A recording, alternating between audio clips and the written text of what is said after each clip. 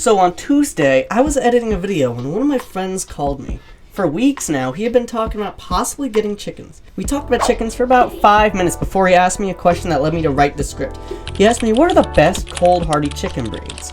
I would respond to them by giving the breeds I will be showing you guys today. But before we show you the list, don't forget to go down below and click the like and subscribe button. We're trying to reach 10K by 2025, and I think I could do it with your help. Breed number 1, the Buff Orpington chicken. Buff Orpingtons are buff yellow colored chickens. They stand at about 16 inches tall and weigh about 3 to 6 pounds on average. Due to their generally smaller size, they tend to eat less food, which is good for us. New England winters can sometimes be very unforgiving, and chickens eat more in the winter since the grass is dead. So a chicken breed that eats less than the other chickens is great.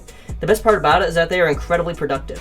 My chicken named Loudmouth is almost 5 years old and still lays 3 to 4 eggs per week, which is insane.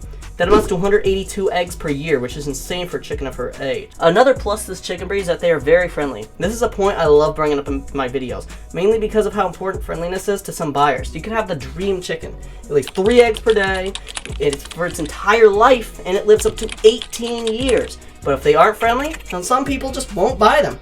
Thankfully, the chicken is very friendly, and if they aren't attacked by predators, they can live 7 to 10 years on average. However, one downside is that their intelligence is subpar on some occasions. My pet flock buffs are some of the smartest chickens you could ever meet, but when I look at my past farm flock buffs, I realize how hit or miss these chickens can be with their intelligence. But I'll always recommend buffs to beginners because they are ready for all seasons and somewhat smart, very friendly, and lay 220 to 260 eggs per year. Ameraucana chickens. Ameraucanas, known by some as just Easter eggers, are another top pick for winter breeds. These chickens are even smaller than buffs, standing at only 10 to 12 inches on average and weighing up to 5 pounds. These chickens can be very costly. Plain Ameraucanas cost about $16, but lavender Ameraucanas can cost up to $115. Easter eggers, on the other hand, cost only about $6 on average. Similar to the buffs, since they are smaller, they tend to eat a bit less than the rest of the chickens. They also lay about 250 eggs per year. And here's the cool part about the eggs that they lay. Their eggs are multicolored, so people love it when their eggs have variety. So this chicken breed can also make you some decent money, even in the winter.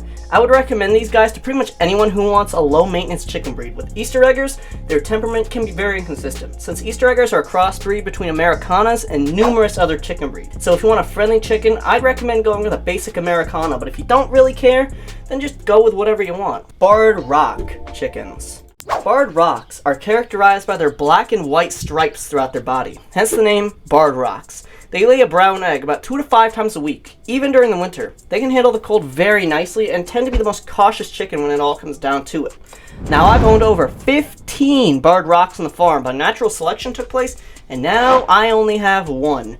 Her name is Summer, and she is the most intelligent chicken I think I've ever owned in my almost 5 years of raising chickens.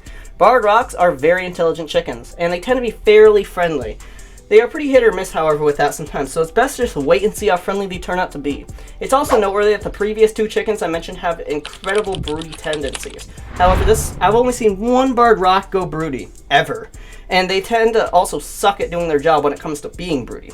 So don't use them as a broody hen. I forgot to mention their other physical characteristics. However, they are nearly identical to Buff Orpingtons. So if you forgot, rewind to the timestamp on the screen right now. Anyways, let's move on. The Rhode Island Red chicken. The Rhode Island Red is an iconic chicken breed that you have likely heard of before.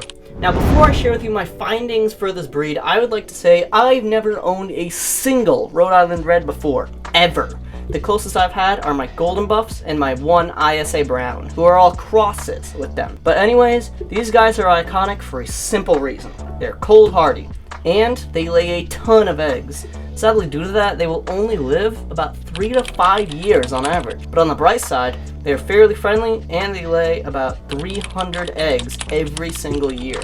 They stand at about 17 inches tall, but weigh about 2 to 6 pounds, which makes them the perfect chicken breed for taking on the coldest months of the year.